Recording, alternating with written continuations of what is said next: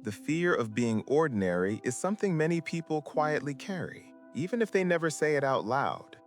It shows up as a restless feeling that who we are right now is not enough, that we are somehow unfinished until the world notices us. When you scroll through social media and see people your age achieving big things, dressing better, looking better, or living more exciting lives, a small voice inside might whisper, "What about you? Who are you, really?" That whisper is often not just curiosity, but anxiety. It is the fear that you will live and die without having mattered, without having stood out in a way that feels impressive or meaningful. Underneath that fear is usually a fragile sense of self-worth, one that depends heavily on how you think others see you. From a young age, most of us are taught that praise equals value. When you get good grades, people applaud you. When you are talented at something, adults tell you that you are special. When you are quiet, average, or unsure, people rarely stop to say, "You are still worthy."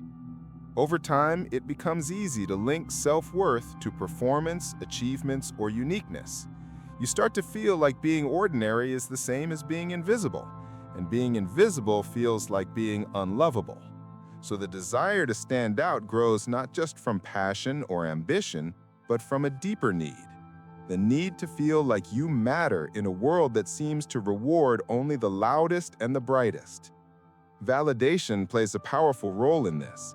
Every like, comment, or compliment can feel like proof that you are on the right track, that you are becoming someone worth looking at. When people respond positively to your posts, your ideas, or your talents, it can feel like taking a breath after being underwater. For a moment, the fear calms down. But because that sense of worth came from outside, it never fully lasts. You have to keep performing, keep posting, keep improving just to maintain that feeling. The fear of being ordinary then turns into a cycle.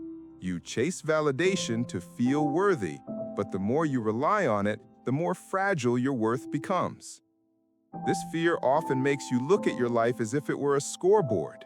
You compare how many achievements you have, how attractive you are, how aesthetic your lifestyle looks, how quickly you are leveling up compared to everyone else. When other people succeed, instead of feeling inspired, you may feel threatened. Their success feels like evidence of your lack. It is not that you truly hate them, but that their spotlight makes your own life feel dimmer.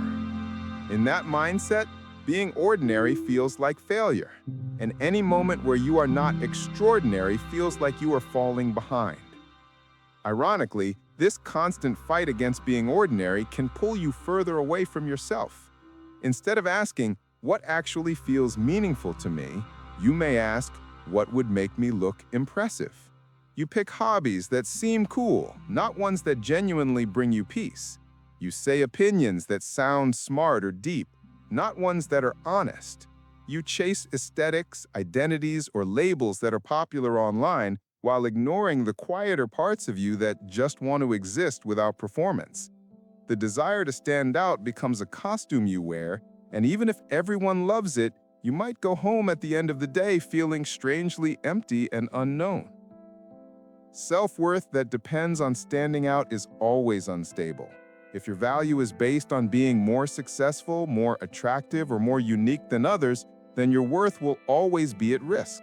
Someone younger, more talented, or more interesting will appear eventually. Trends will change. Your energy will fluctuate. If your confidence is built only on being special in comparison to others, then every new person becomes a potential threat to who you believe you are. Deep down, that is where the fear of being ordinary becomes so exhausting. You are no longer just living your life, you are constantly defending your identity. But it is important to ask, what does ordinary actually mean? When you strip away the pressure and the comparisons, ordinary often just means human. It means having days where you are not outstanding, but still important to the small circle of people who love you. It means having a life that might never go viral, but is full of quiet moments that matter deeply to you. The problem is that we have been trained to treat this kind of life as not enough. We have turned ordinary into an insult, even though it's the shape of almost every real human life. Many people try to escape this fear by building a persona. They carefully design how they appear online, choosing the best photos, the deepest captions, the most aesthetic angles. They become good at looking like the kind of person who has it all figured out. And for a while, this performance can even fool them. But in private, when it's just them and their thoughts, they might feel disconnected from their own image. The validation they receive feels directed toward the character they created, not the person they actually are. That gap between the real self and the displayed self can deepen the fear. If people knew the unedited version of you, would they still care? Sometimes the fear of being ordinary shows up as perfectionism. You can't start something unless you are sure you'll be good at it. You delay trying your passions because you're scared of being mediocre. You might tell yourself, if I can't be great, what's the point? This mindset blocks growth because everyone starts out as a beginner. No one is born extraordinary. Every skill, talent, or achievement you admire in others was built slowly and quietly, often in very ordinary moments without applause. But when you're obsessed with avoiding ordinariness, you may refuse to go through that awkward, imperfect stage of learning. So the life you want stays trapped in your imagination. At the heart of this topic is a crucial question. Do you want to be impressive or do you want to be fulfilled?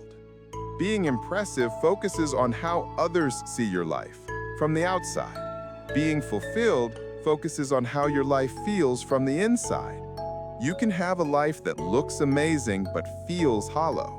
And you can have a life that looks simple but feels deeply meaningful. When self-worth is driven mainly by validation, it leans toward the first option, looking impressive.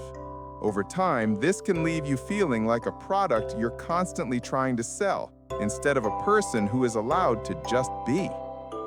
The desire to stand out is not always bad.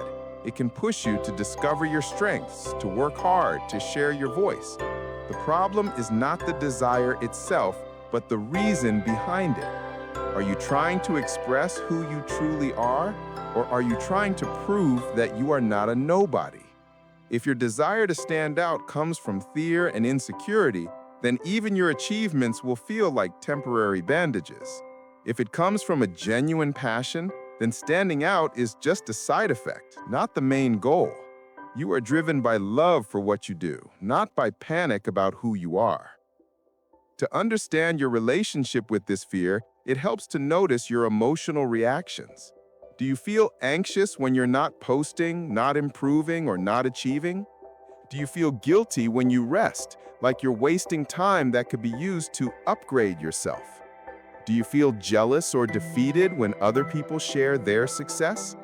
These reactions often reveal how tightly your self-worth is tied to performance and uniqueness. They show where validation has become oxygen instead of just a nice bonus. Healing from the fear of being ordinary is not about killing your ambition or letting go of your dreams.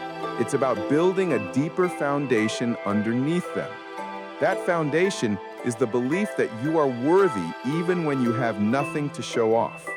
It is the understanding that your value doesn't disappear on your bad days, in your quiet seasons, or in your invisible moments. This kind of self-worth doesn't grow from more achievements. It grows from self-honesty, from sitting with your insecurities instead of running from them, and from treating yourself with the same compassion you easily give to others.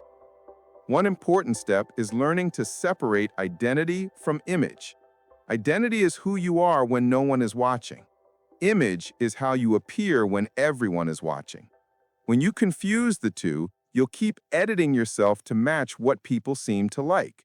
But if you practice spending time with yourself without distraction, without performance, you may begin to notice what actually matters to you beyond validation. What kind of conversations make you feel alive? What kind of work makes you lose track of time? What kind of life feels honest, even if it doesn't look glamorous? The desire to stand out may shrink when you understand that meaning is not measured in numbers or popularity, but in the small ways you show up for others and for yourself.